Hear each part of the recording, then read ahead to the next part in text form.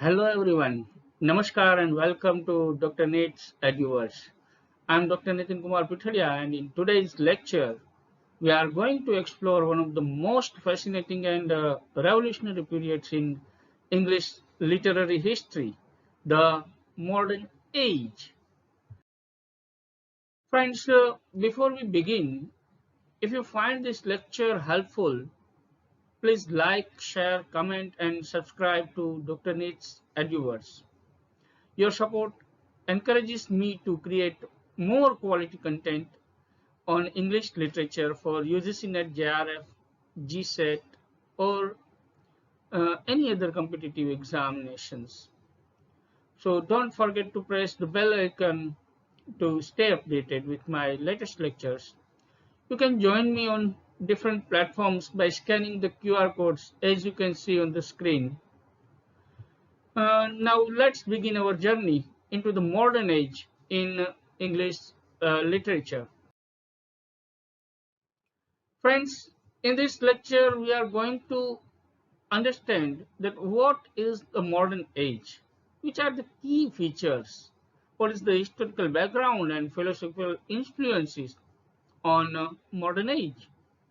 Along with that, we are also going to understand what are the literary characteristics, which are different movements, and which are the phases of modern age. We shall also try to understand who are the important writers, their key works and contributions, and what are the major themes of the modern age. Along with this, friends, this is the most important part uh, which will be very helpful to you in your upcoming examinations. That is, we shall try to understand which are the modern novels, drama, poetry, non-fiction prose, theory, and concepts which are very helpful for us. And we shall also try to understand uh, key lines from the works, characters from the works. So don't miss that part. So friends, let us start our journey into the understanding of the modern age.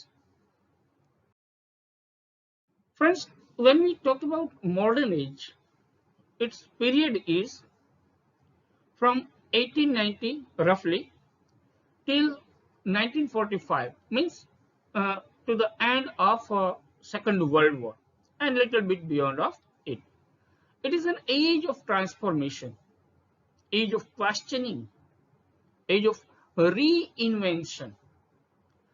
सो अगर दोस्तों हम उसको जानने का प्रयास करें कि modern age है क्या. So it is actually the modern age in literature refers to the period of great intellectual, cultural, and artistic transformation beginning in the late 19th century, continuing into the 20th century.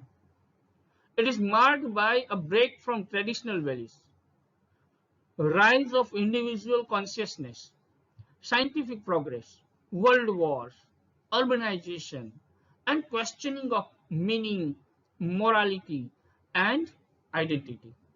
So दोस्तों ये late 19th century में शुरू हुआ है ये period और 20th century में ये चल रहा है.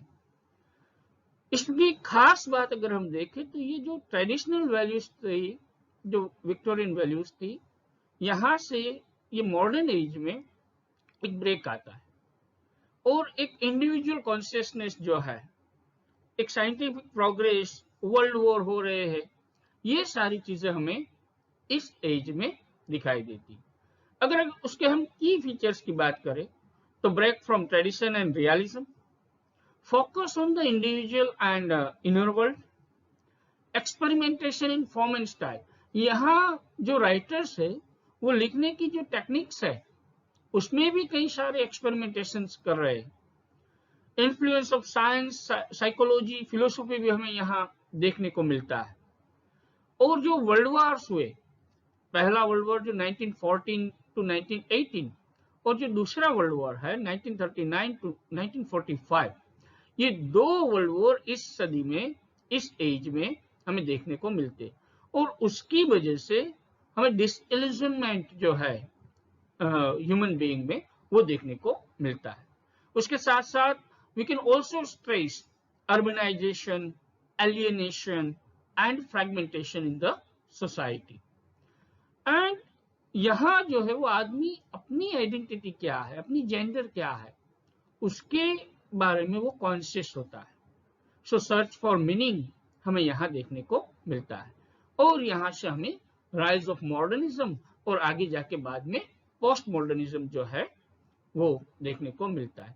हमने ऑलरेडी पोस्ट मॉडर्न एज के ऊपर एक वीडियो बना के रखा है, ये देखने के बाद आप वो भी देख सकते हैं, तो कंटिन्यूएशन में आपको पूरी जो एज की सीरीज है वो समझ में आ सके।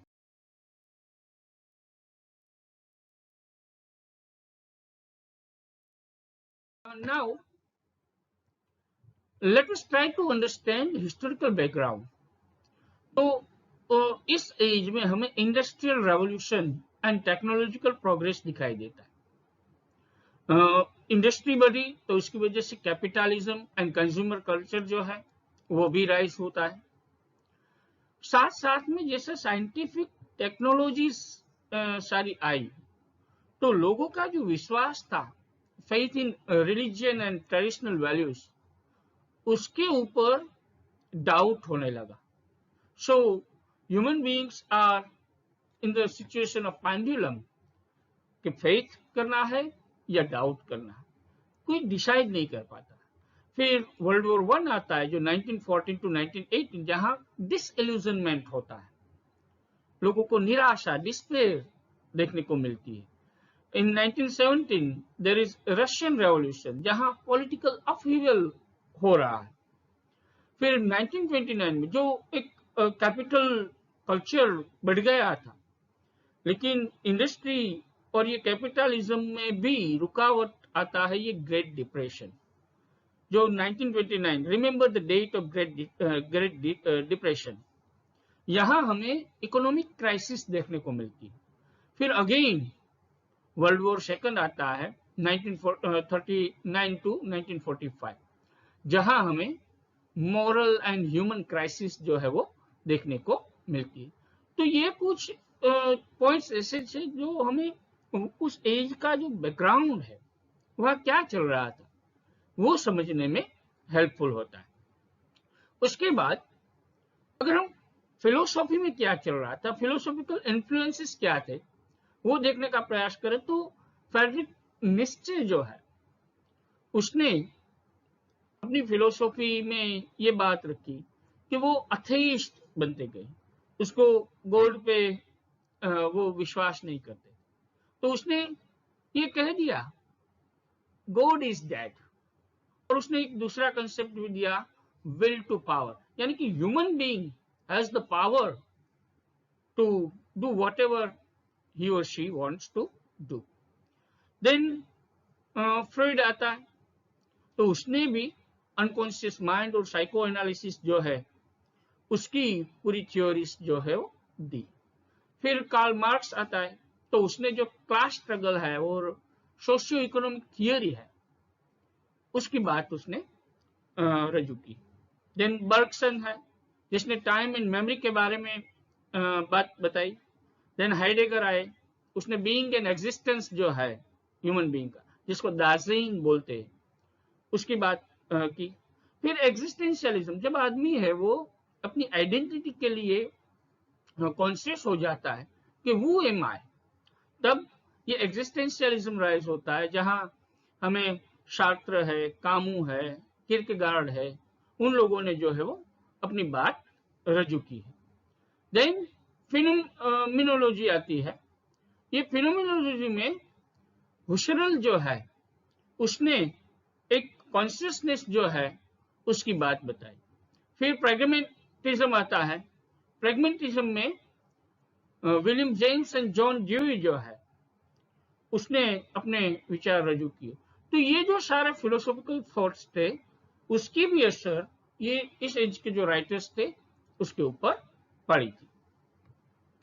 तो ये फिलोसॉफिकल इन्फ्लुएंसेस को भी हमें कंसिडर करना है जब इस एज के बारे में हम जानने का प्रयास करते हैं। देन अगर हम उस एज की लिटरेरी कैरेक्टरिस्टिक्स जानने का प्रयास करें, तो उसमें खास करके एक new way of writing, new techniques of writing were develop. उसमें है स्ट्रीम ऑफ कॉन्शियसनेस, जो आदमी के दिमाग में क्या चल रहा है, what is going on inside, सिर्फ आउटसाइड इवेंट्स नहीं, लेकिन व्हाट इज गोइंग इनसाइड, उसको भी राइटर्स जो है वो लिख रहे थे। फिर इंटीरियर मोनोलॉग आया कि अपने मन की बात जो है वो व्यक्ति कर रहा हो। फ्रेगमेंटेड नैरेटिव्स हमें देखने को मिलते हैं, सिंबोलिज्म का इस्तेमाल, इमेजरी का इस्तेमाल, मीथ आर्किटाइप्स का इस्तेमाल, आयरनी का इस्तेमाल, एम्बिग्यूटी, जो सीधे सीधे हमें वो राइटिंग जो समझ में नहीं आता है, तो वो भी हमें वन ऑफ द कैरेक्टरिस्टिक्स के तौर पे यहाँ देखने को मिलता है। फिर नॉन लीनियर टाइम, यहाँ जो है वो घटना कोई पास्ट से शुरू हुई, प्रेजेंट और फ्यूचर में, ऐसा नहीं होता। फ्यूचर से शुरू हो और पास्ट तक जाए, फ्लैशबैक टेक्निक ऐसे इस्तेमाल करके, तो नॉन लीनियर टाइम जो है वो देखने को मिलता है। एंड ओपन एंडिंग्स होती है, जहां राइटर एंड करता है स्टोरी, वहां से रीडर जो है वो उस स्टोरी को आगे बढ़ा सके, उस प्रकार के राइटिंग्स हमें देखने को मिलते। और यहाँ ह्यूमन बीइंग जो है वो आइसोलेटेड, एलियनेटेड फील करता है, तो उसका जो एलियनेशन है वो भी राइटिंग में हमें देखने को मिलता है। तो ये कुछ कैरेक्टरिस्टिक्स थी जो हमें मॉडर्न एज है उसकी राइटिंग्स में हमें देखने को मिलता है। उसके बाद जो है वो लिटरेरी मूवमेंट्स, कई सारे मूवमेंट्स उस समय में चली लिटरेचर में। जैसे पहली तो ये है मॉडर्निज्म, जो ट्रेडिशनल वैल्यूज थे वहां से ब्रेक हुआ और ये नई बात लेके आए। और उसी में ही आगे जाके इमेजिज्म आया, सिंबोलिज्म आया, एक्सप्रेशनिज्म आया, फ्यूचरिज्म आया, dadaism, surrealism, vorticism, lost generation, existential literature, theatre of absurd, ये सारी मूवमेंट्स जो है वो इस पीरियड में हमें देखने को मिलती है। और उसके बाद पोस्ट 1945 में हमें पोस्ट मॉडर्निज्म जो है वो दिखाई देता है। Friends, if you try to see the timeline of the modern age, so it roughly started in 1890s, where the rise of modernism can be seen. Then comes the First World War, 1914 to 1918. Then 1917 Russian Revolution. 1920s jazz as a cultural boom happened. In 1929 there is Great Depression. 1930s, the decade of 1930, there we can find the rise of dictatorships and fascism. In 1939 to 1945 there is World War II, and after 1945, post World War, we find the postmodern era. So it was a rough timeline of modern age. If we try to see the different phases of modern age, the first is Findicical, which started in 1880s till 1900. और उस समय में हमें एक sense of decadence, moral decline and anxiety in people देखने को मिलता है। Transition from Victorian certainties to the modern doubts. Victorian में हमें थोड़ी सर्टेनिटीज थी, लेकिन धीरे धीरे लोग जो है वो ये जो सोशियोलॉजिकल, इकोनॉमिकल, ये सारे चेंजेस होते गए सोसाइटी में। तो लोग जो है वो पहले रिलीजन में फेथ रखते थे, यहाँ वो डाउट में कन्वर्ट होता है। और in this age writers reflect uncertainty and question old values. यहाँ से हमें ओल्ड वैल्यूज के जो उसको क्वेश्चनिंग करते हुए राइटिंग्स जो है वो देखने को मिलते हैं। सो it is the first phase, Findicical. Then comes the second phase, that is early modernism, which is roughly 1900 to 1980, means before the beginning of First World War.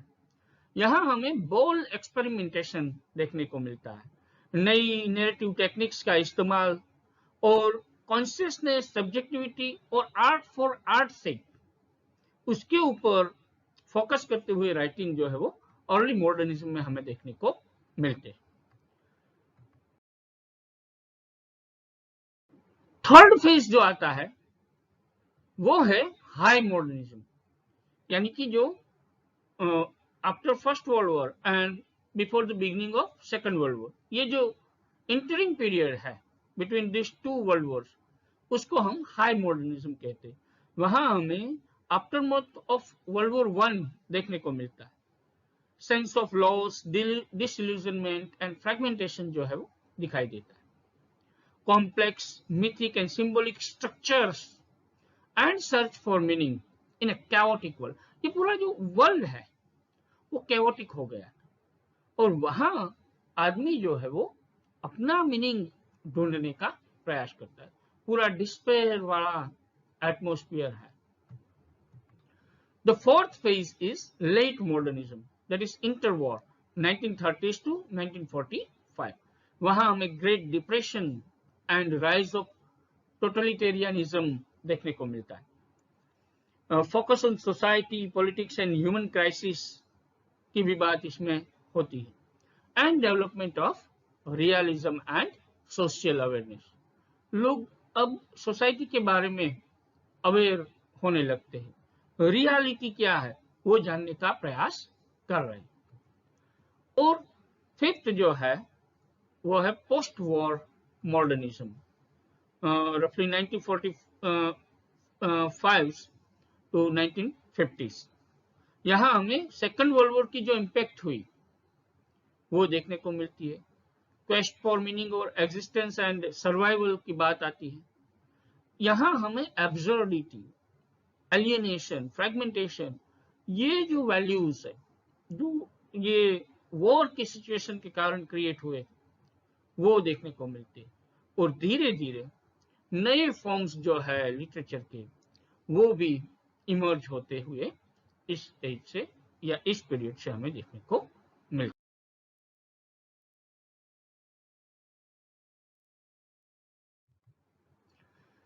Now, if we try to understand major literary movements and their significance, so first is realism, जो late 19th centuries में शुरू हुई थी। यहाँ ऐसा focus किया गया कि जो एवरीडे लाइफ है उसको ट्रूथफुली और ऑब्जेक्टिवली हमें दर्शाना है हमारे राइटिंग। यहाँ faithful to life, social criticism, middle class life, cause and effects, plots, ये सारे जो फीचर्स है हमें रियलिज्म में देखने को मिलते हैं। अगर राइटर्स की बात करें तो जैसे लियो टॉल्स्टॉय है, एंटोन चेखोव है, हेनरिक इब्सन है, इन लोगों ने ये रियलिज्म का फोकस करते हुए अपने राइटिंग्स जो है वो लिखे थे। उसके बाद next is naturalism, that is called scientific examination of life under the determination of environment and heredity. यानी कि साइंस के साथ साथ एनवायरमेंट जो है उसका कनेक्शन क्या है वो भी फोकस में रखा जाता है। यहाँ साइंटिफिक अप्रोच की बात की गई है और यहाँ खास करके डार्विन जो है उसका जो डार्विनिज्म का जो सिद्धांत है उसका इन्फ्लुएंस हमें देखने को मिलता है। द ओरिजिन ऑफ स्पीसीज जो बुक उसने लिखी उसका इन्फ्लुएंस हमें देखने को मिलता है। Then heredity and environment, environment के बारे में आदमी कितना अवेयर है उसकी भी बात दिखाई देती है। अगर राइटर्स की बात करें तो एमिल जोला एंड थॉमस हार्डी, उन लोगों ने ये नेचुरलिज्म का इस्तेमाल करते हुए अपने राइटिंग्स लिखे। Then the third is symbolism, जहां सिंबल्स का इस्तेमाल हुआ अपने आइडियाज और इमोशंस को, और जो आंतरिक मिस्ट्रीज है हमारी इंटरनल मिस्ट्रीज उसको दर्शाने के लिए सिंबल्स का इस्तेमाल राइटर्स करते थे। इसमें सजेशन ओवर स्टेटमेंट, यहाँ सब कुछ कह नहीं देते थे, सिर्फ सजेस्ट करते थे और रीडर को समझना है कि क्या कहना चाहते हैं। यहाँ म्यूजिकलिटी ऑफ लैंग्वेज, यहाँ हमें लैंग्वेज भी इस प्रकार की इस्तेमाल करते हुए राइटर्स दिखाई देते हैं जहाँ म्यूजिक क्रिएट होता और इनर रियलिटीज जो है वो एक्सप्रेस होती है।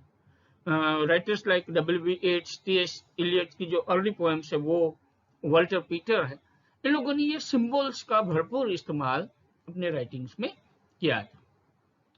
तो ये फ्रेंड्स सिंबोलिज्म था। आफ्टर सिंबोलिज्म कम्स एस्थेटिसिज्म, जहां आर्ट फॉर आर्ट से जो ब्यूटी और सेंसियस एक्सपीरियंसेस है उसके ऊपर फोकस करता है। यहाँ ब्यूटी के ऊपर, इंडिविजुअलिटी के ऊपर, और जो पहले के समय में मोरल डायडेक्टिसिज्म था, यहाँ उसका विरोध हो रहा है। जैसे राइटर्स हम देखें तो Oscar Wilde and Walter Peter जो है, उन लोगों ने हमारे उनकी राइटिंग में इसका इस्तेमाल किया है। फिर आया imagism. It is A poetic movement for precision, clarity and fresh imaging. यहाँ जो है वो क्लियर एंड एग्जैक्ट इमेज की बात कर रहे हैं। इकोनॉमी ऑफ वर्ड्स, यानी कि कम से कम शब्द में ज्यादा से ज्यादा कैसे हमारे आइडियाज हम एक्सप्रेस कर सके, उसके ऊपर फोकस किया गया। फ्री वर्ड्स का इस्तेमाल यहाँ ज्यादा हुआ। एजरा पाउंड जो है वो, Hilda Doolittle HD and Amy Lowell जैसे राइटर्स जो है, उन लोगों ने ये इमेजिज्म के ऊपर भाग दिया था। उसके बाद आता है existentialism and the theatre of absurd. Here this movement explores human existence in an meaningless और एब्सर्ड वर्ल्ड। ये जो वर्ल्ड पूरा है वो मीनिंगलेस है, और वो मीनिंगलेस वर्ल्ड में कोई आदमी अपना मीनिंग कैसे ढूंढ सकता है, उसके ऊपर फोकस करके ये पूरी एग्जिस्टेंशियलिज्म और एंड थिएटर ऑफ एब्सर्ड की जो मूवमेंट है वो पूरी चली थी। यहाँ खास करके एलियनेशन, फ्रीडम एंड रिस्पॉन्सिबिलिटी क्या है, एंग्जाइटी क्या है, एब्सर्डिटी क्या है, उसको राइटर्स ने अपनी राइटिंग में दिखाने का प्रयास किया। खास करके Jean Paul Sartre, Albert Camus, Samuel Beckett, Eugene Ionesco, ये जो सारे राइटर्स थे, उन लोगों ने ये एग्जिस्टेंशियलिज्म एंड थिएटर एब्सर्ड का इस्तेमाल अपने राइटिंग्स में किया है। फ्रेंड्स, अगर हम की राइटर्स, उसके की वर्क्स एंड कंट्रीब्यूशन की बात करें तो पहला जो है वो TS. Eliot. TS. Eliot was born in 1888 and died in 1965. उसके की वर्क्स कई सारे हैं, लेकिन उदाहरण के तौर पे हैं, यहाँ हमने दो लिखे हैं। The wasteland 1922। फ्रेंड्स, ये ईयर जो है वो मार्क करना है हम, year 1922। And four quartets 1943। he was the pioneer of the modernist poetry. He uses fragmentation, myth, symbolism, and impersonality in his writing. So T.S. Eliot was a key figure of the modern age. After Eliot comes James Joyce. He was born in 1882 and died in 1941. His key work is Ulysses. Remember, friends, again the same year, 1922. Ulysses was published in 1922. The Westland was also published in 1922. And उसका दूसरा जो work है वो portrait of the artist as a young man, publish in 1916. He was the master of stream of consciousness, एक नई technique जो आदमी के दिमाग में क्या चल रहा है वो दर्शाता है। Stream of consciousness and the modern narrative techniques जो है वो उसने अपने राइटिंग्स में इस्तेमाल की थी। So James Joyce was also one of the noted figures of the modern age. Then comes Virginia Woolf, born in 1882 and died in 1941. Her famous works are Mrs. Dalloway, published in 1925, To the Lighthouse, 1927. She also explored inner life, time, memory, subjectivity, reality in her fiction. She also used the technique of stream of consciousness in her writing. After Virginia Woolf comes William Faulkner, born in 1897, died in 1962.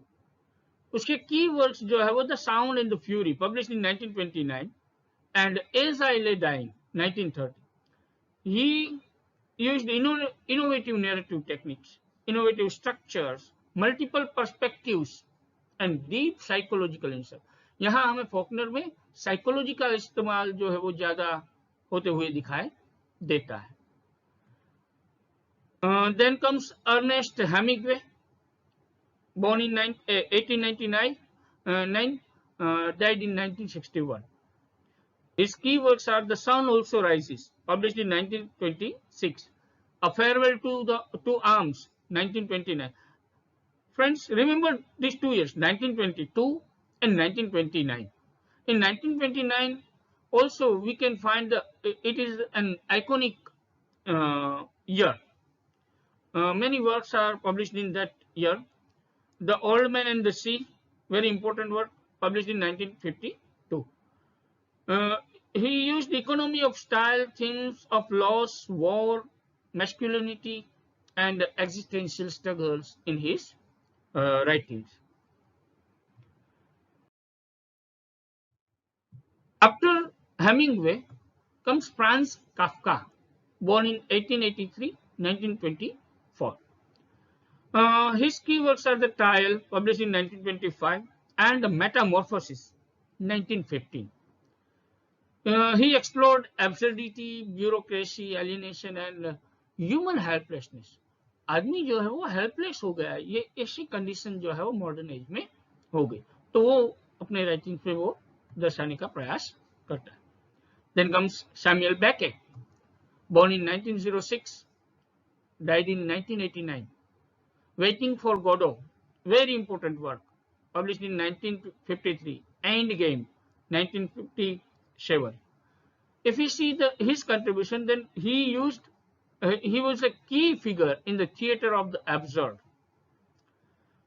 He used the themes of meaninglessness and existential waiting in his writing. कुछ और हम देखें poets and writers तो W.B. Yeats है, जिसकी the tower 1928 में publish हुई poem, the winding star 1933 में. उसने कैल्टिक मिथिसिज्म जो था, मिस्टिसिज्म, उसको मॉडर्न कंसेंस के साथ जोड़ा. उसको नोबेल प्राइज भी लिटरेचर का दिया गया था. Then D.H. लॉरेंस है, उसका sons and lovers, very important work, again 1930 का. लेडी चैटरलिस लवर 1928 का. उसने खास करके जो ह्यूमन बीइंग की इंस्टिंक्ट्स है, सेक्सुअलिटी है, इंडिविजुअल की जो क्वेस्ट है ऑथेंटिसिटी के लिए, वो अपने वर्क से दर्शाने का प्रयास किया है. साइको एनालिसिस जो है उसको हम इस्तेमाल कर सकते हैं जब उसके राइटिंग्स को हमें एनालाइज करना है. देन कम्स जॉर्ज ऑरवेल, उसकी novel 1984, very important novel, which was published in 1949. और दूसरी जो है वो एनिमल फार्म, पब्लिश्ड इन 1945. उसने जो है वो टोटलिटेरियनिज्म जो है वो पावर स्ट्रक्चर है, ट्रूथ एंड लिबर्टी जो है उसके ऊपर कटाक्ष करते हुए, उसको क्रिटिक करते हुए अपने राइटिंग्स लिखे थे. Now let us try to understand modern drama जो है उसमें क्या होता था. तो मॉडर्न ड्रामा जो है वो psychological conflict and inner tension जो है उसके ऊपर फोकस करता था. रियलिज्म जो पहले था वो रिप्लेस्ड हो गया और यहाँ हमें सिंबोलिज्म का इस्तेमाल ज्यादा होता हुआ दिखाई देता है. एम्बिग्यूटी ऑफ सिचुएशंस हमें देखने को मिलती है जो इजीली हमें समझ में ना आए. की ड्रामेटिस्ट हम देखें तो हेनरिक इब्सन है, जॉर्ज बर्नार्ड शो है, यूजिन ओनेल है, T.S. एलियट है, उसका खास करके मर्डर इन द कैथीड्रल जो है वो, ये सारी चीजें जो ड्रामा थे उसमें चल रही थी. ड्रामा के बाद पोएट्री की बात करें तो फ्री वर्स एंड एक्सपेरिमेंट का इस्तेमाल करते हैं पोएट्स. इमेजरी, सिंबल्स, मिथ्स का इस्तेमाल करते हैं. की पोएट्स थे T.S. Eliot, Ezra Pound, W.B. Yeats, Rainer Maria Rilke, Wallace Stevens. ये सारे ऐसे पोएट्स थे जो ये मॉडर्न एज में नई टेक्निकों से अपनी राइटिंग्स लिख रहे थे. फिक्शन की अगर हम बात करें तो साइकोलॉजिकल डेप्थ हमें देखने को मिलता है. अनरिलायबल नैरेटर्स जो है वो ये मॉडर्न एज की नॉवेल्स या फिक्शन में हमें देखने को मिलता है. मॉडर्न लाइफ के ऊपर फोकस होता है. राइटर्स देखें हम तो James Joyce, Virginia Woolf, D.H. Lawrence, Marcel Proust, Franz Kafka, ये सारे राइटर्स थे जो वो ये मॉडर्न एज में लिख रहे थे।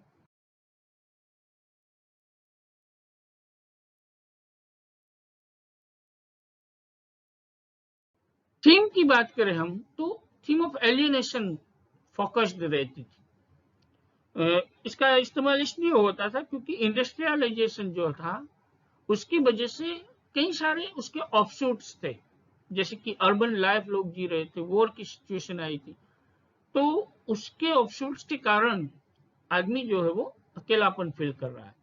Man feels isolated in the society, loss of trust in tradition, religion, institutions देखने को मिलता है, search for identity and belongingness. तो ऐसी सारी थीम्स जो थी वो एलियनेशन के साथ जुड़ी हुई हमें इस प्रकार के राइटिंग्स में दिखाई देती है। थिएटर ऑफ द एब्सर्ड है, उसमें ह्यूमन एग्जिस्टेंस जो है वो पूरा एब्सर्ड है, एक मजाक है लाइक। यहाँ लैंग्वेज जो है वो कम्युनिकेट नहीं कर सकता, जो भी हम कम्युनिकेट करना चाहे लैंग्वेज फेल्स टू कम्युनिकेट। इस प्रकार के जो ड्रामा है उसमें कोई लॉजिकल प्लॉट्स हमें दिखाई नहीं देते। जो राइटर्स थे वो सैमुअल बेकेट, यूजीन आयोनेस्को, जो जेनेट, ये लोग जो थे उन लोगों ने ये थिएटर ऑफ एब्सर्ड प्रकार के ड्रामास लिखे थे। मेजर थीम की बात करें हम मॉडर्न एज की तो एलियनेशन एंड आइसोलेशन है, जहां लोग है वो sense of loneliness, separation, disconnection from the society feel करते थे। फिर डिसइल्यूजनमेंट होता है, loss of faith in religion, धर्म में कोई विश्वास नहीं रहता, पॉलिटिक्स में विश्वास नहीं रहता, प्रोग्रेस एंड ट्रेडिशनल वैल्यूज जो थे उसमें भी लोगों का विश्वास उठ जाता है। सर्च फॉर आइडेंटिटी होता है, जिसमें exploration of the self, consciousness, individual freedom की बात जो है वो देखने को मिलती है। टाइम एंड मेमोरी जो है उसके कंसेप्ट भी अलग तरीके से यहाँ समझे गए थे। Subjective experience of time and memory role in shaping life, पहले ऑब्जेक्टिव था, यहाँ सब्जेक्टिव एक्सपीरियंसेस की बात हो रही। एब्सर्डिटी एंड मीनिंगलेसनेस की बात होती, जो पर्पस है एंड मीनिंग है ह्यूमन एग्जिस्टेंस का, उसको भी लोग क्वेश्चन कर रहे थे। अर्बन लाइफ एंड इंडस्ट्रियलाइजेशन जो है वो, जो सिटीज की इम्पैक्ट हुई, मशीन्स आए, टेक्नोलॉजी आई, उसकी वजह से लोगों की लाइफ जो है वो पूरी बदल जाती, तो वो भी वन ऑफ द थीम्स हमें देखने को मिलती है। वॉर हुए, वायलेंस हुआ, तो ये horror and trauma of Wars, उसकी इफेक्ट्स ह्यूमैनिटी के ऊपर क्या आई वो देखने को मिलता है। मिथ एंड सिंबल्स का इस्तेमाल करते हुए जो आर्केटाइप्स थे, पैटर्न्स थी पुरानी, उसका इस्तेमाल करके ये मॉडर्न ट्रूथ्स जो थे, मॉडर्न यूनिवर्सल ट्रूथ्स थे, उसको एक्सप्रेस करने का प्रयास किया जाता।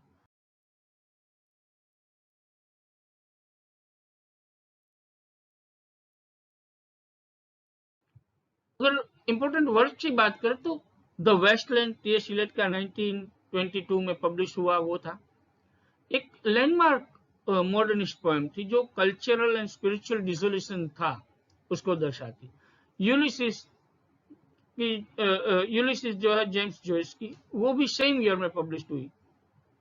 ये एक रेवोल्यूशनरी नॉवेल थी जिसमें हमें stream of consciousness and complex narrative structure जो है उसका इस्तेमाल हुआ देखने को मिलता है। Then Mrs Dalloway Virginia Woolf published in 1925, a day in the life of a woman explores time, memory and inner thought, एक स्त्री के विचार जो है वो उसमें दर्शाए गए। The sun also rises by Ernest Hemingway published in 1926, इसमें लॉस्ट जनरेशन जो है वो वर्ल्ड वॉर 1 के बाद की, उसको दर्शाने का प्रयास किया गया। The sound and the fury है विलियम फॉकनर की 1929 की, ये कॉम्प्लेक्स नैरेटिव स्ट्रक्चर का इस्तेमाल करते हुए टाइम, फैमिली, डीके, ये सारी बातों को दर्शाने का प्रयास करता है। वेटिंग फॉर गोडो है सैमुअल बेकेट का, पब्लिश इन 1953, ये क्लासिक था जो थिएटर ऑफ द एब्सर्ड है उसका क्लासिक वर्क हमें हम इसको कह सकते हैं। अगर हम legacy of the modern as की बात करें तो it transformed literature with new forms, new techniques, new perspectives. Deepened exploration of human psychology and inner life gave voice to the individual in a complex, fragmented world, influenced postmodern literature and contemporary writing, left a rich legacy of innovation, critique and timeless relevance. सो इस as की legacy हम देखें तो इसमें हमें human psychology, technology, societal पूरे बदलाव, Wars, ये सारी चीजें हमें इस एज के राइटिंग के द्वारा मिली। पोएटिक टेक्निक्स जो है उसमें फ्री वर्स का इस्तेमाल किया जाता है, imagery, symbolism, stream of consciousness, interior monologue का इस्तेमाल करना, जो direct presentation of inner thoughts का इस्तेमाल हमें देखने को मिलता है। फ्रेगमेंटेशन का इस्तेमाल होता है, allusion, references to literature, history, mythology, उसका भी इस्तेमाल, and irony, situational, verbal and dramatic irony का इस्तेमाल हमें पोएट्री में एज ए टेक्निक देखने को मिलता है। अगर इसेंशियल पॉइंट हम देखें मॉडर्न एज के, तो एक तो break from tradition and Victorian values है, दूसरा है वो इंडिविजुअल और इनर वर्ल्ड के ऊपर फोकस किया गया है। राइटिंग में भी फॉर्म और स्टाइल जो है उसमें एक्सपेरिमेंटेशन किए गए, एलियनेशन, एब्सर्डिटी, डिसइल्यूजनमेंट जैसी थीम्स हमें देखने को मिलती है। और वॉर्स की इम्पैक्ट क्या है, पॉलिटिक्स, साइंस एंड टेक्नोलॉजी की इम्पैक्ट ह्यूमन बीइंग के ऊपर क्या है, वो देखने को मिलता है। और हमें rich diversity in movements and styles and voices देखने को मिलती है। तो ये कुछ पॉइंट्स थे जो मॉडर्न एज की जो इफेक्ट हुई वो हमें देखने को मिलती है। अब बहुत इंपॉर्टेंट पार्ट है, अगर हम इंपॉर्टेंट मॉडर्न नॉवेल्स की बात करें तो सम ऑफ द वर्क्स जो मुझे लगे जो कई सारी एग्जाम्स में अगेन एंड अगेन पूछे जाते हैं वो हमें यहाँ समझने का प्रयास करना है। आपको भी इसको ये सारा जो लिस्ट में दे रहा हूँ वो खास ध्यान से देखना है। तो पहला जो वर्क है वो heart of darkness by Joseph Conrad, published in 1899। ये जो वर्क था वो उसमें Marlow's journey into the Congo reveals the darkness of imperialism and human nature. यहाँ जो मार्लो है वो कॉन्गो जो आइलैंड है वहां उसकी जर्नी वो जाता है वहां, और वहां जाके उसको ये इंपेरियलिज्म जो था पूरा उसकी रियलिटी हो पता चल। ये क्वेश्चन एक बार पूछा गया है। इसमें इंपॉर्टेंट कैरेक्टर्स जो है वो मार्लो है, कर्ट्स है एंड मैनेजर। इंपॉर्टेंट लाइन देखे तो द हॉरर वो है। यहाँ इसका फोकस जो है वो colonialism, modernist precursor and very important work है, तो हमें इसको देख लेना है। Second is Lord Jim by Joseph Conrad, published in 1900। यहाँ Jim seeks redemption after abandoning a ship in crisis। तो यहाँ जिम, मार्लो एंड स्टेन ये important characters. An important line है one of us. Next is Howards End by M Forster, published in 1910। It examines class divisions and human relationship in England. Important characters इस work में है Margaret Schlegel, Helen Schlegel, and Henry Wilcox. Only connect. Friends, many times this phrase has been asked in different types of exam, in SET and NET both. Remember, only connect phrases from Howard's and written by M. Forster, published in 1910. तो ये quotation भी याद रखना है, ये work को भी हमें याद रखना है। उसके बाद आता है very famous work a passage to India by M Forster, published in 1924। Friends ये पब्लिकेशन ईयर्स भी याद रखने, तो क्रोनोलॉजी में अगर पूछा जाए तो भी हमें आ जाए, कैरेक्टर्स के नाम भी याद रखने और इंपॉर्टेंट लाइंस भी देखनी। ये जो वर्क है Passage to India, it explores race, friendship and colonial tension in India. इसमें कैरेक्टर्स है doctor Aziz, Cyril Fieldings, Adela Quested, Mrs Moore. And important line जो है वो नो नॉट येट, ये बहुत इंपॉर्टेंट वर्क है। उसके बाद आता है sons and lovers by D.H. Lawrence, published in 1913। This work tries to represent psychological study of Paul Morel's relationship with his mother. यहाँ इंपॉर्टेंट कैरेक्टर्स है वो पॉल मॉरेल है, गर्ट्रूड मॉरेल है, मिरियम है, क्लारा है। और ये जो है वो एडिपस कॉम्प्लेक्स का एग्जाम्पल है। Oedipus complex means son's relationship with his mother, और उससे उल्टा होता है इलेक्ट्रा कॉम्प्लेक्स, जिसमें daughter's relationship with her father. तो यहाँ हमें इडिपस कॉम्प्लेक्स देखने को मिलता है। He was bound to her, ये इंपॉर्टेंट लाइन है उसकी। कुछ और हम देखते हैं उसके इंपॉर्टेंट मॉडर्न नॉवेल्स। तो the rainbow by D.H. Lawrence, published in 1915। 3 generations search for fulfilment and freedom. यहाँ 3 generations की बात होती है। इंपॉर्टेंट कैरेक्टर्स है Ursula Brangwen and Anna Brangwen. उसके बाद है women in love by D.H. Lawrence, published in 1920। यहाँ हमें love, sexuality and industrial civilisation की बात देखने को मिलती है। यहाँ भी हमें उर्सुला, गुड्रन, बर्किन, जेराल्ड, ये ऐसे कैरेक्टर्स देखने को मिलते हैं। रेनबो में भी उर्सुला है और विमेन इन लव में भी है। इंपॉर्टेंट लाइन देखें तो one sheds one's sickness in books, ये important line. After that, very important work, A Portrait of the Artist as a Young Man by James Joyce, published in 1916. ये जो है वो स्टीफन डिडोलस का आर्टिस्ट की तौर पे जो ग्रोथ होता है वो इस वर्क में दिखाने का प्रयास किया गया, और इंपॉर्टेंट कैरेक्टर है स्टीफन डिडोलस। इंपॉर्टेंट लाइन है वेलकम ऑफ लाइफ। ये जो है वर्क उसको कंस्ट्रक्टर रोमन कहा जाता है। कंस्ट्रक्टर रोमन मीन्स क्या है, आर्टिस्ट का ग्रोथ कैसे होता है, ऐसी जो कोई वर्क हो वो दर्शाता हो तो उसको कंस्ट्रक्टर रोमन कहा जाता है। जैसे बिल्डिंग्स रोमन होता है उसी प्रकार एक कंस्ट्रक्टर रोमन होता है। इंपॉर्टेंट वर्क है ये। कंस्ट्रक्टर रोमन जो है वो इंपॉर्टेंट टर्म भी है, हमें याद रखना है। Then comes Ulysses by James Joyce, published in 1922। This work shows one day in Dublin paralleling Homer's Odyssey. Odyssey की जो है वो नकल यहाँ की गई। यहाँ Leopold Bloom, Molly Bloom and Stephen Dedalus देखने को मिलते हैं। इंपॉर्टेंट लाइन है yes I said it, yes I will, yes.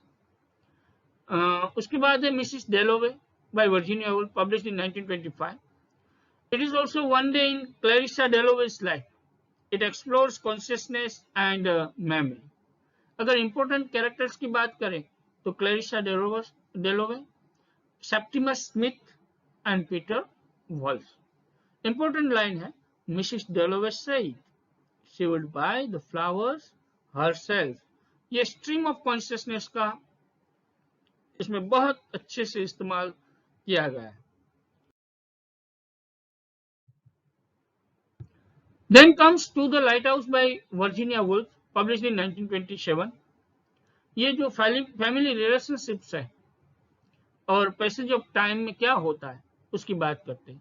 Mrs Ramsay, Mr Ramsay and Lily Briscoe, ये कैरेक्टर्स कई बार पूछे जाते हैं friends. Remember the work is to the lighthouse. Important line is what is the meaning of life. After that the waves by Virginia Woolf, published in 1931. It is interior monologues of 6 characters across their life. यहाँ interior monologue का इस्तेमाल किया गया। 6 characters, Bernard, Susan, Rhoda, Neville, Jinny and Louis. After that the good soldier by Ford Madox Ford, published in 1915. It is a story of betrayal and deception among 2 couples. Important characters are John Dowell, Edward Ashburnham. Important line is, this is the saddest story I have ever heard. यहाँ हमें unreliable narrator का इस्तेमाल होता हुआ दिखाई देता है। Remember friends, many times this question is also asked. Unreliable narrator. The Good Soldier by Ford Madox Ford. After that, uh, Point Counterpoint by Aldous Huxley, published in 1928. It is an intellectual and social conflicts among multiple characters. Important characters are Philip Quarles, Walter Bidley. Then comes Brave New World, very important work, also by Aldous Huxley, published in 1932. It shows dystopian society controlled through science and conditioning. So major dystopian novel की बात आए friends, जो dystopian novels means utopia के सामने dystopia, यानी कि ऐसी जहां टेक्नोलॉजी और ये सारी एलियन लोग जो है वो कंट्रोल करते हो सोसाइटी. तो ये ब्रेव न्यू वर्ल्ड जो है वो डिस्टोपियन नोवेल. यहाँ हमें Bernard Marx, John Savage, Lenina Crowne, Mustapha Mond ऐसे कैरेक्टर्स दिखाई देते हैं. इंपॉर्टेंट लाइन है कम्युनिटी, आइडेंटिटी, स्टेबिलिटी.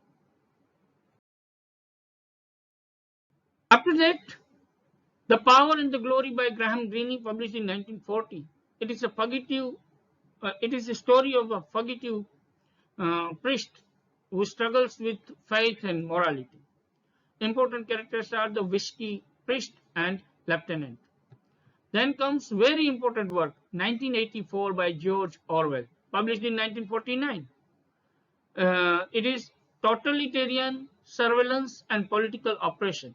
ये बातें जो है वो दिखाने का प्रयास किया है इसमें. Important characters are Winston Smith, Julia O'Brien, big brother. And very important line, big brother is watching you, is from 1984.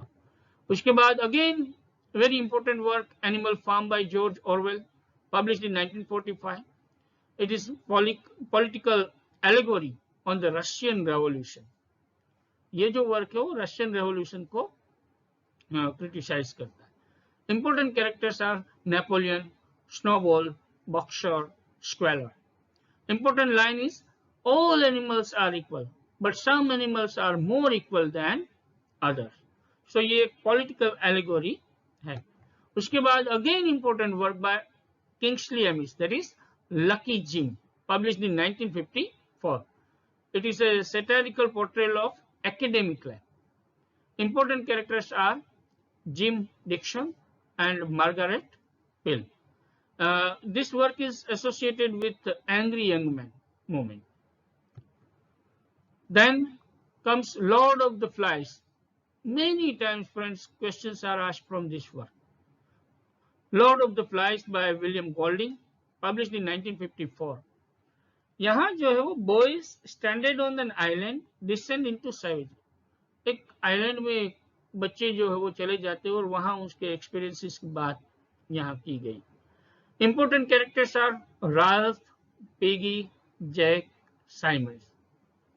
And important line is maybe there is a beast. तो यहाँ ह्यूमन नेचर एंड सिविलाइजेशन जो है उसकी बात इस work में की गई. Then comes The Importance of Being Earnest by Oscar Wilde, published in 1895. It is a satire on Victorian social conventions, marriage, and identity. Important characters are Jack Worthing, Algernon Moncrief, Wendolen, Cecily, and Lady Bracknell. Important line is, the truth is rarely pure and never simple. It is a part of comedy of manner, and it is a transition period from Victorian to modern drama. Then comes Arms and the Men by George Bernard Shaw, published in 1894. It challenges romantic views of war and heroism. यहाँ important characters है Captain Bluntschli, Reina Petkoff, and Sergius Sharonov. Important line is, my rank is the highest known in Switzerland. I am free citizen. ये anti romantic play है. Then comes man and Superman. ये एक important drama हम देख रहे हैं. तो George Bernard Shaw का ये मैन एंड सुपरमैन जो 1903 में पब्लिश हुआ था, ये एक it explores evolution, marriage, and the life force. Important characters are Jack Tanner, Jack Tanner, and Wetfield, and Mendoza. Important line is the reasonable man adapts himself to the world. ये frequently पूछा जाता work है. Then comes Major Barbara. George Bernard Shaw का ही है, published in 1905. It examines poverty, capitalism, and morality. Barbara Undershaft, Andrew Undershaft, and Cousins are important character. An important line is poverty is the worst of crimes. ये commonly पूछा जाता है ये work, तो हमें देखना है ये ड्रामा को. Then comes Pygmalion, very important. Bernard Shaw का प्ले अगेन एंड अगेन पूछा जाता है. ये 1913 में पब्लिश हुआ था. ये transformation of Eliza through language and education की बात करता है. यहाँ Eliza Doolittle, Henry Higgins and Pickering ये important character. An important line is the difference between a lady and a flower girl is not how she behaves but how she is treated. ये important line इस drama की थी. कुछ और drama देखें हम तो सेंट जॉन है, जॉर्ज बर्नार्ड शॉ का ही, published in 1923. It is a story of Joan of Arc and her conflict with authority. Important characters are John, Warwick, and Cochin.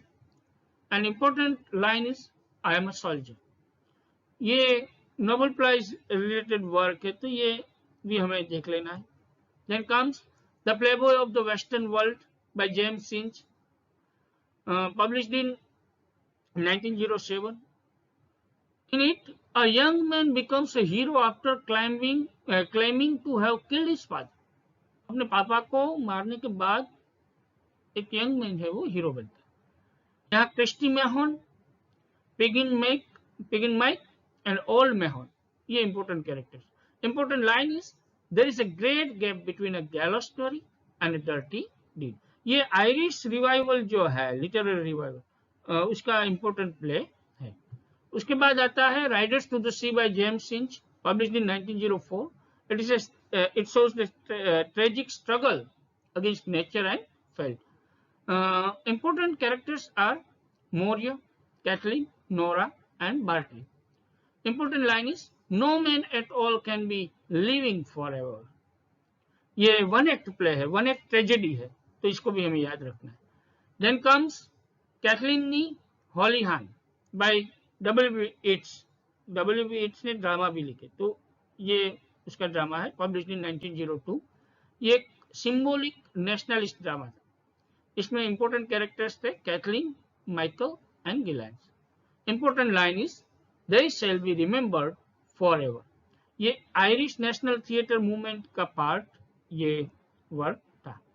Then comes Murder in the Cathedral by T.S. Eliot, published in 1935. ये मार्टियरडम of Thomas Beckett जो है उसकी बात इस play में की गई. Thomas बेके, coarse and Templar ये इंपॉर्टेंट कैरेक्टर्स है इसमें. N important line is the last temptation is the greatest treason. ये वर्स ड्रामा है फ्रेंड्स, यानी कि पूरा ड्रामा वर्स में लिखा गया है, पोएटिक मैनर में लिखा गया, तो हमें याद रखना है. Then T.S. Eliot के दूसरे ड्रामा है जो the family reunion, published in 1939. It is talking about spiritual redemption and guilt. Important characters are Harry, Amy and Agatha. Then comes the cocktail party by T.S. Eliot, published in 1949. इसमें marriage and spiritual self discovery की बात की गई. Important characters are Edward, Lavinia and cilia.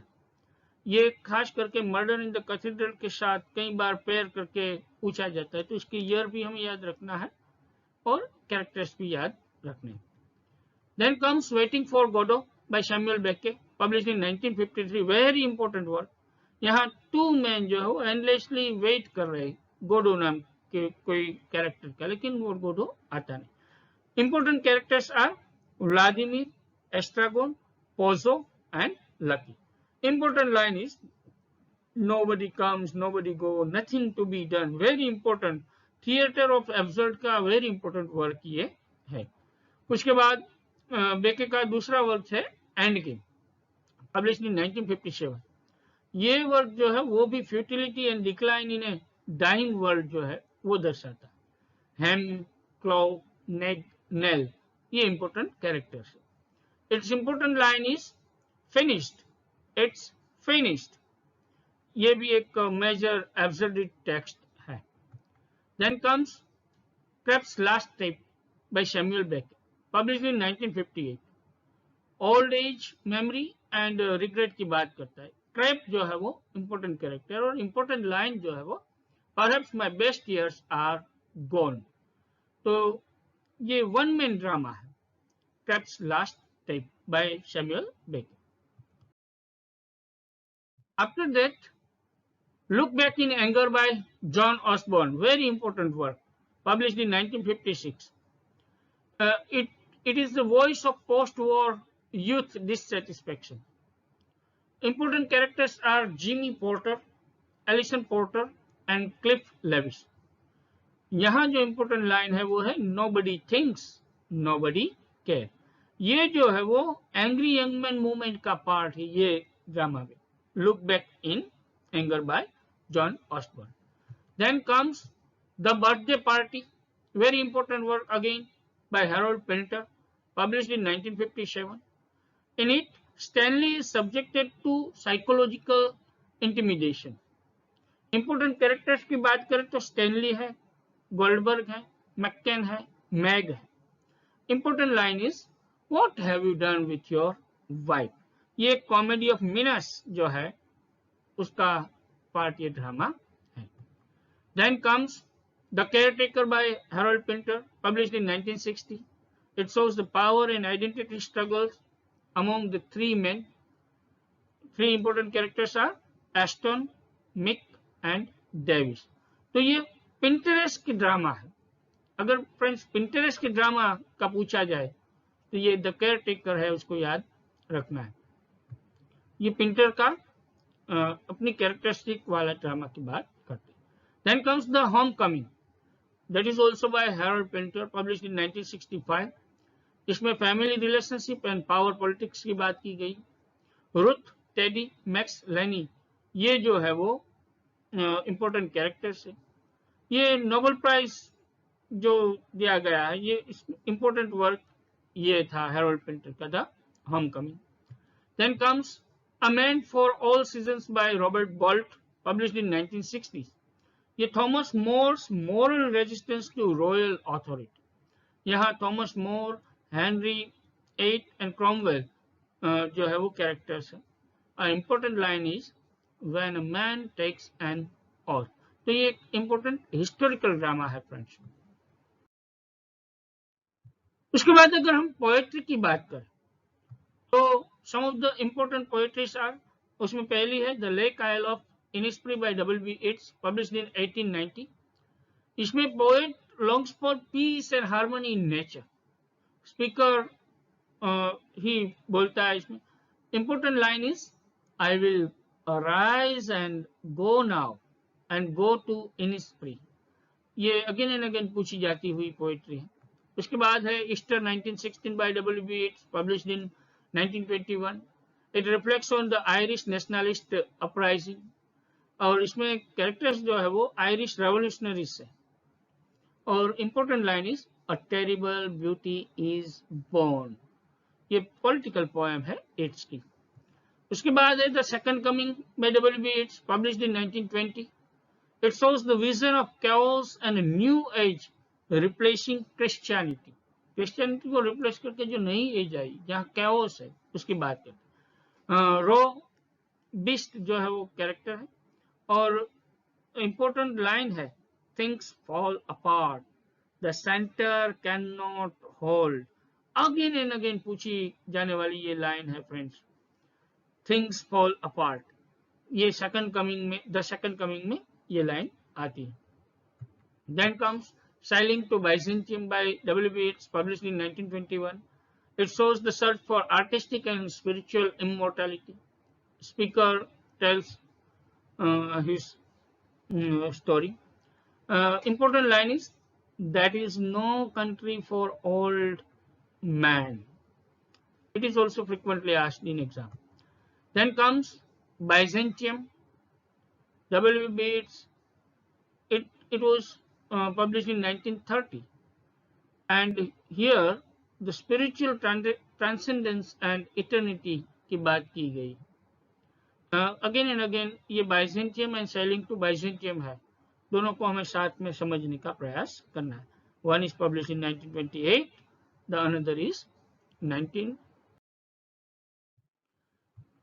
Then the love song of J. Alfred Prufrock by T.S. Eliot, published in 1950. It shows the psychological portrait of an indecisive modern man. J. Alfred Prufrock जो है वो character. And do I dare disturb the universe? ये important line. ये modernist poetry की शुरुआत यहाँ से होती. तो friends इसको हमें खास याद रखना है. Do I dare disturb the universe is the line from the love song of J. Alfred Prufrock. Then comes the Wasteland, canonical work by T.S. Eliot, published in 1922. It shows the fragmented depiction of the post-war spiritual crisis.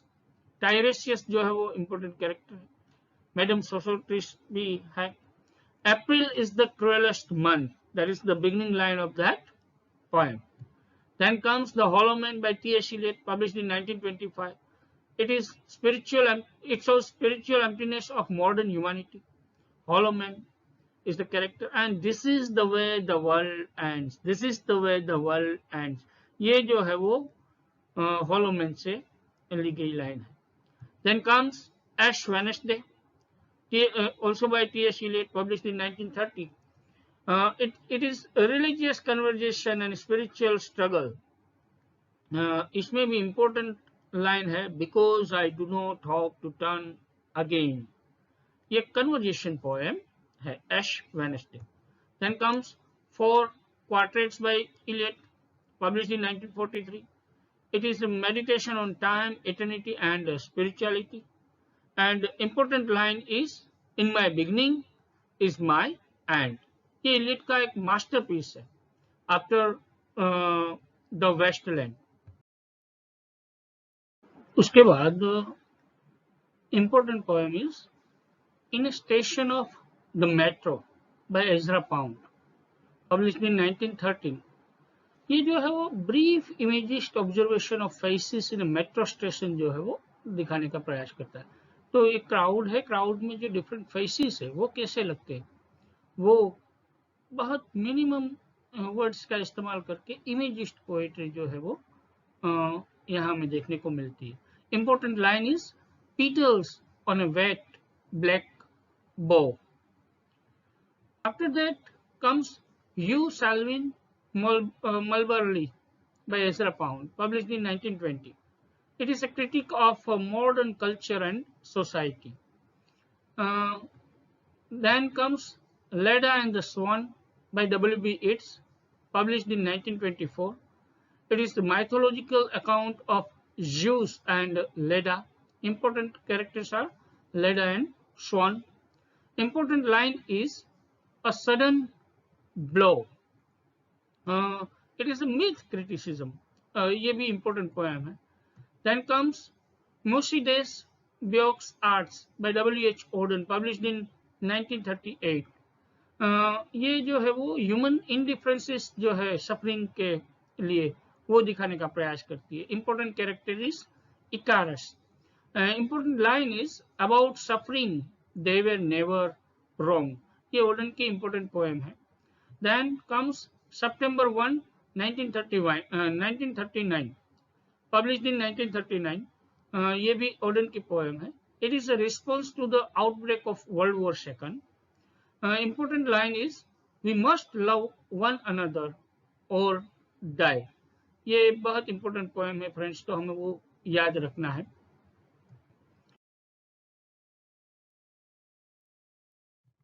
Then in Memory of W.B. Yeats by W.H. Auden, published in 1939.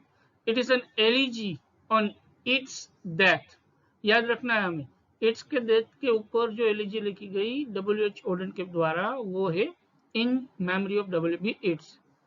Important line इसकी है, poetry makes nothing happen. Then comes Fern Hill by Dylan Thomas, published in 1945. It is a nostalgic recollection of his childhood. Important line जो है वो है, Time held me green and dying.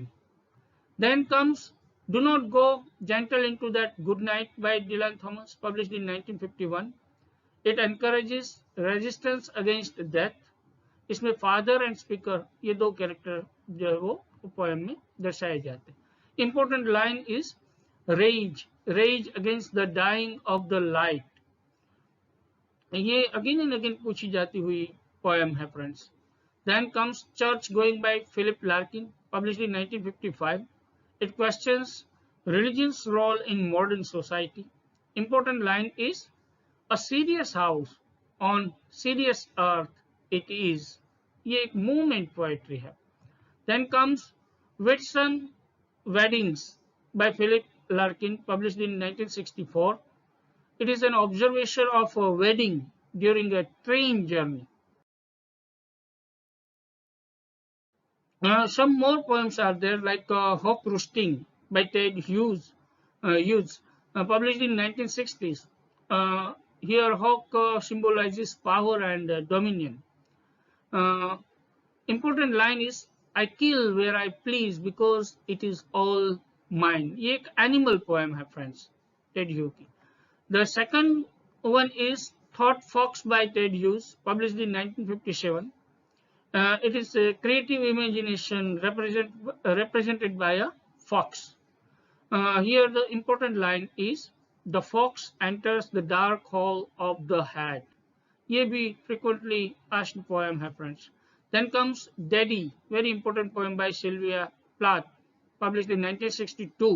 It explores father-daughter relationship and trauma. Important line is, Daddy, Daddy, you bastard, I'm thou. ये एक confessional poem है friends. याद रखना है कि कन्फेशनल पोएम अगर कोई मैचिंग में भी पूछा जाए तो आपको डैडी बाय सिल्विया प्लाथ याद रखना है। Then comes Lady Lazarus by Sylvia Plath, published in 1962. यहाँ स्पीकर जो है वो रिपीटेड सिंबॉलिक रेजरेक्शंस की बात करता है। लेडी लेजरस जो है वो कैरेक्टर है। And important line is, out of the ash I rise. ये भी एक कन्फेशनल पोएम है। Then comes important poem Digging by Seamus Heaney, published in 1966. यहाँ पोएट जो है वो अपनी राइटिंग को एंसेस्ट्रल लेबर जो है, खास करके जो एग्रीकल्चर है उसके एंसेस्टर लोग कर रहे, उसके साथ कंपेयर कर रहा है। यहाँ इंपॉर्टेंट कैरेक्टर्स है speaker, father and grandfather. Important line is, I will dig with it, यानी कि अपनी पेन जो है उससे वो डिगिंग कर रहा है। ये एक हाईली इंपॉर्टेंट पोएम है, नोबेल प्राइज विनिंग पोएट सीमस हीनी है। Then comes important modern non-fiction prose friends. उसमें पहला जो है वो A Room of One's Own by Virginia Woolf, published in 1929. इसमें वुल्फ जो है वो आर्ग्यू करते हैं कि women need financial independence and personal space to write. यहाँ इंपॉर्टेंट कैरेक्टर्स जो डिस्कस किए गए वो शेक्सपियर्स की सिस्टर है मैरी बेटन, और इंपॉर्टेंट लाइन है, a woman must have money and a room of her own if she is to write fiction. ये most important feminist prose text है फ्रेंड्स। उसके बाद आता है Three Guineas by Virginia Woolf, published in 1938. It connects patriarchy, education, war, gender inequality. इसमें भी women intellectuals जो है उसकी बात की गई है। Important line is, as a woman I have no country. Then comes the common reader by Virginia Woolf, published in 1925. Essays on literature, reading and literary tradition जो है इसके अंदर इंक्लूड किए गए। Then comes Tradition and the Individual Talent by T.S. Eliot, published in 1919. It defines what is tradition and what is impersonal theory of poetry. Important line is poetry is not a turning loose of emotion. याद रखना है friends, कई बार ये जो modern critical ऐसे है वो पूछा गया है. Then comes the Metaphysical Poets by T.S. Eliot, published in 1921. It introduces the concept of disassociation of sensibility. ये जो है वो खास करके John Donne and the metaphysical poets है, उन लोगों को जैसे टी.एस. इलियट ने री एक्सप्लोर की है और उसको लगा कि ये जो है वो बहुत इंपॉर्टेंट पोएट्स थे उस समय के.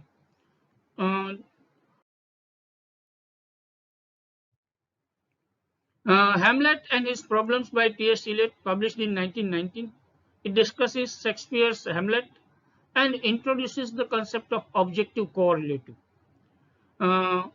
ये भी again and again पूछा जाता है.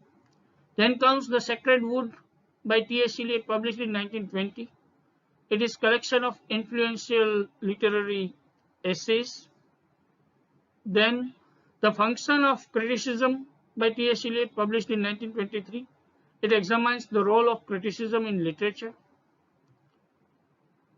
Then The Symbolist Movement in Literature by Arthur Symons, published in 1899. It introduces symbolism to English readers. खास करके फ्रेंच सिंबलिस्ट की बात इसमें की गई. Then comes The Decay of Lying by Oscar Wilde, published in 1889. It is defense of art and imagination over realism. Vivian and Cyril are important characters discussed in it. Important line is, life imitates art far more than art imitates life. So it is aestheticism which can be seen in this work spread. उसके बाद जो है वो The Soul of Man and Under Socialism by Oscar Wilde. It was published in 1891. It also advocates individual freedom and creativity. Then The Road to Wagonfire by George Orwell, published in 1937. It is an investigation of working class in industrial England, miners and workers की बात की तो social realism जो है वो यहाँ हमें देखने को मिलता है. Then comes Homage to Catalonia by George Orwell, published in 1938. यहाँ स्पेनिश सिविल वॉर जो है वो उसका एक्सपीरियंस जो ऑरवेल का था वो उसने दर्शाने का प्रयास किया. ये पॉलिटिकल प्रोज है. Then comes Shooting an Elephant by George Orwell, published in 1936. It is the critique of imperialism through personal experience in Burma. तो यहाँ नरेटर एंड एलिफेंट जो है वो कैरेक्टर्स है. और important line is when the white man turns tyrant. ये colonial essay है friends. Then comes politics and the English language by George Orwell, published in 1946. It discussed the decline and misuse of language. Writers and politicians जो है वो इसकी बात इसमें की गई है. Important line है, if thought corrupts language, language can also corrupt thought. ये एक important वर्क जॉर्ज ऑरवेल का है. उसके बाद है Why I Write by George Orwell, published in 1946. It explains Orwell's motive for writing. Then comes 7 Pillars of Wisdom by T.E. Lawrence, published in 1926. It is a memoir of the Arab revolt during World War I. Then ये war memoir के लिए बहुत important work है, 7 Pillars of Wisdom. Then comes the autobiography of Bertrand Russell, Russell के द्वारा लिखी गई, published in 1967, 1969. It is a reflection on philosophy, politics and life. Important line is 3 passions, ऐसा करके उसमें line है वो important है. तो important intellectual autobiography है ये. Then comes The Conquest of Happiness by Bertrand Russell, published in 1930. It is a practical philosophy of achieving happiness. ये frequently asked modern prose work है. Then comes civilization and its discontents, Sigmund Freud का, published in 1930, which examines tension between civilization and human instinct. ये psychoanalytic criticism के लिए important work है. Then comes very important work, friends, The Interpretation of Dream by Sigmund Freud, published in 1899. It introduces the dream analysis and the unconscious. Then comes again very important work, The Golden Bough by James George Frazer, published in 1890. It is a comparative study of myth, religion and ritual. उसके बाद आता है Orientalism by Edward Said, published in 1978. It is an analysis of Western representation of the East. The Orient and the Occident जो है उसकी बात इसमें की गई. Important line इसमें है, The Orient was almost European invention. ये जो है actually post colonial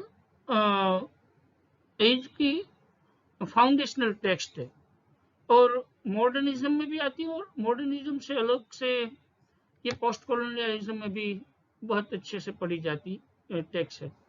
so we are to keep that in our mind also. अगर कुछ कंसेप्ट की बात करें, कुछ थियोरी की बात करें तो ऑब्जेक्टिव कोरिलेटिव टी.एस. इलियट का जो कंसेप्ट है which was given in 1919, उसमें emotion in art should be conveyed through a set of objects, situations or event rather than directly stated.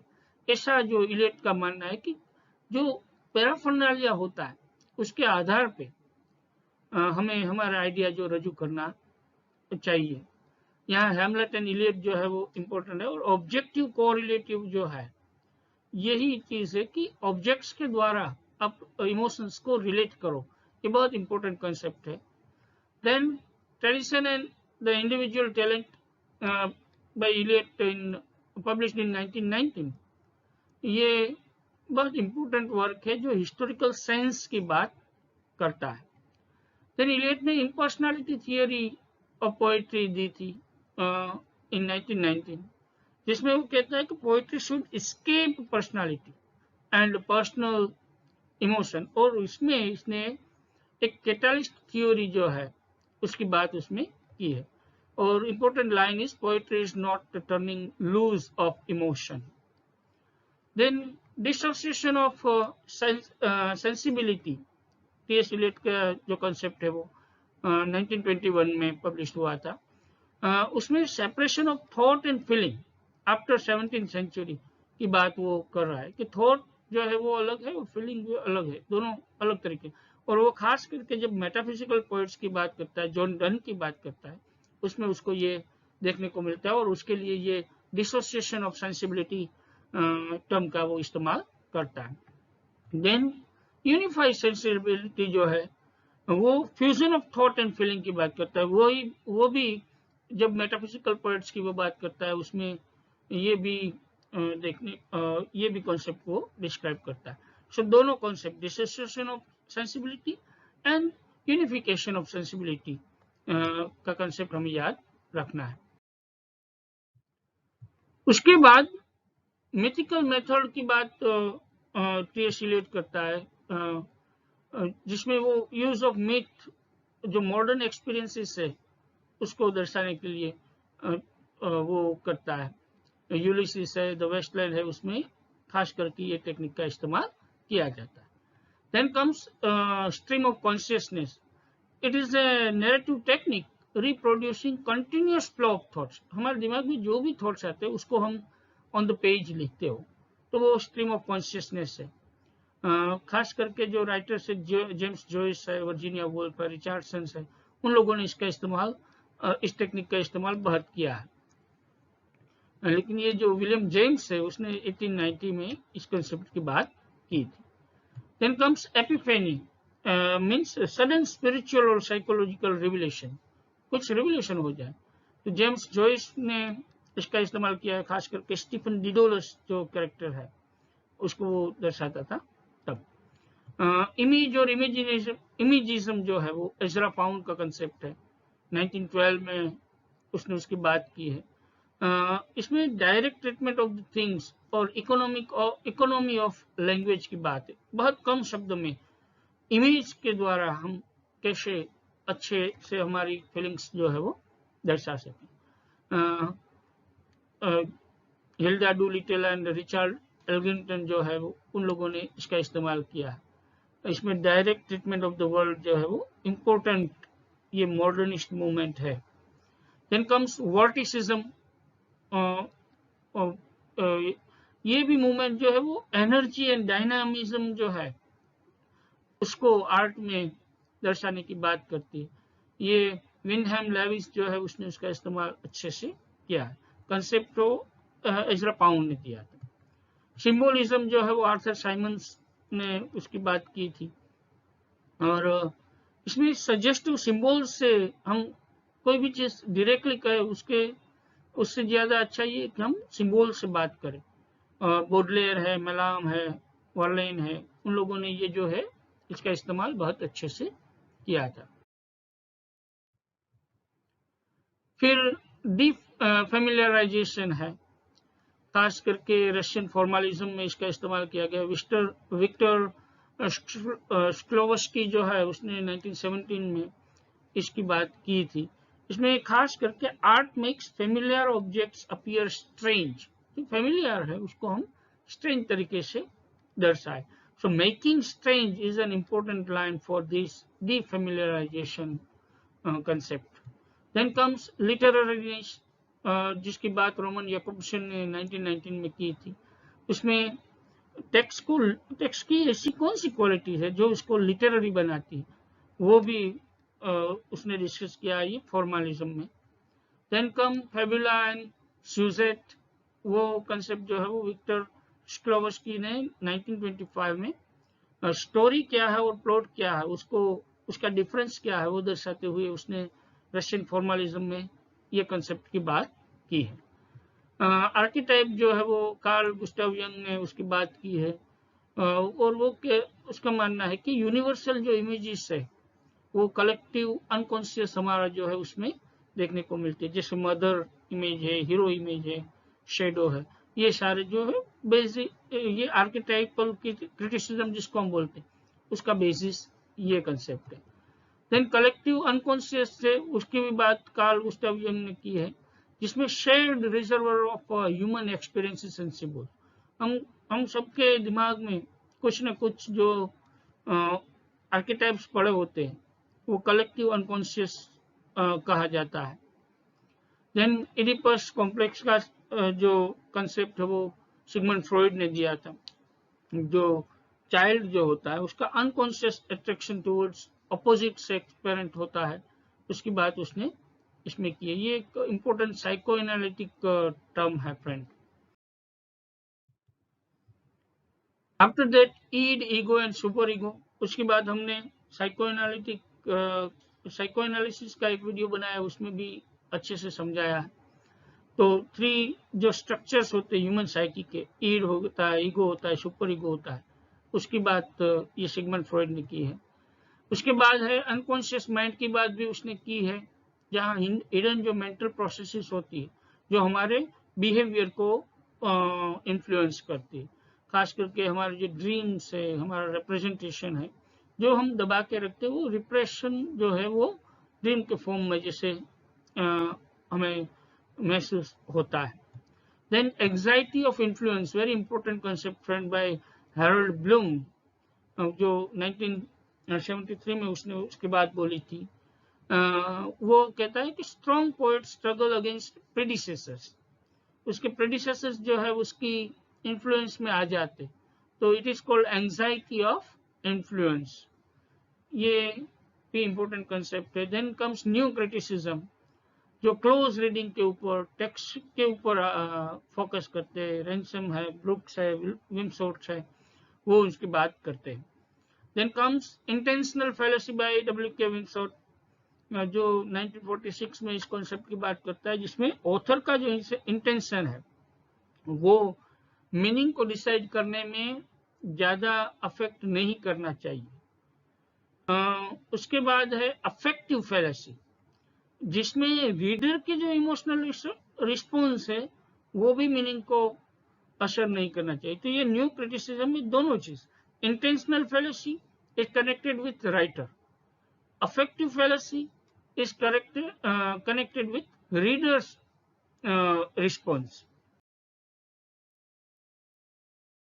Theory of tension is there by Allen Tate, 1938 में वो बात इसकी करते हैं, जिसमें denotation and connotation जो poetry में मीनिंग होते हैं उसकी बात ये न्यू क्रिटिसिज्म में होती है। उसके बाद जो है वो पैराडॉक्स की बात क्लिंट ब्रुक्स करते हैं 1947 में। जो कॉन्ट्राडिक्टरी स्टेटमेंट्स है वो एक्चुअली जो डीपर ट्रूथ होते हैं वो दर्शाने का प्रयास करते हैं, जो that is called language of paradox. Then heresy of paraphrase जो है वो क्लिंट ब्रुक्स का कंसेप्ट है।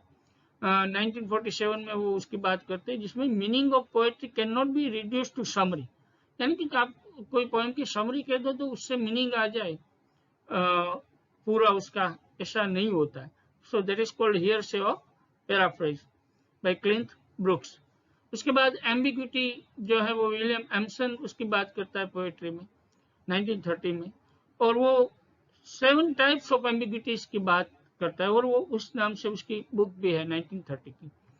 उसके बाद प्रैक्टिकल क्रिटिसिज्म आता है आई रिचर्ड्स का 1929 में, जिसमें क्लोज रीडिंग, कोई एक्सटर्नल इंफॉर्मेशन दिए बिना क्लोज रीडिंग करके हम कैसे कोई भी टेक्स्ट का मीनिंग पा सकते, उसमें वो खास करके 4 टाइप्स ऑफ जो मीनिंग है उसकी बात करते हैं। इसका भी एक वीडियो हमने बना के रखा है, आप उसको भी अच्छे से देख सकते हो। Then comes 4 kinds of meaning, जो जिसमें सेंस है, फीलिंग है, टोन है, इंटेंशन है, वो प्रैक्टिकल क्रिटिसिज्म में आई रिचर्ड्स उसकी बात करते हैं। अब हम ऐसा कह सकते हैं द मॉडर्न एज जो है taught literature to look within, question everything and create beauty from uncertainty, यानी कि मॉडर्न एज ने लिटरेचर को अंदर से देखने की बात की। आदमी के दिमाग के अंदर क्या चल रहा है, साइकोलॉजी उसकी क्या कह रही, स्ट्रीम ऑफ कॉन्शियसनेस जो है उसकी बात उसमें हमें देखने को मिली, और हर एक चीज जो है उसको हम क्वेश्चन करते हैं। हमारा फेथ जो है उसके ऊपर हमें डाउट होता है तो हम क्वेश्चन करते हैं, और जो ट्रेडिशनल वैल्यूज है उसको हम इजीली एक्सेप्ट नहीं करते। और ये जो अनसर्टेन सिचुएशन है, कैओटिक सिचुएशन है, उसमें से कैसे हम ब्यूटी निकाल सकते हैं, उसकी बात हमें ये मॉडर्न एज में से सीखने को मिलती है। एट द एंड फ्रेंड्स, एक मैसेज के तौर पे आप ये इमेज देख सकते हो कि आपके पास प्रिपरेशन करने के लिए बहुत सारी चीजें हैं, लेकिन अगर आप 1 बाय 1 प्रॉपरली प्रिपेयर नहीं करोगे तो वो जो है वो आप कंफ्यूज रहोगे।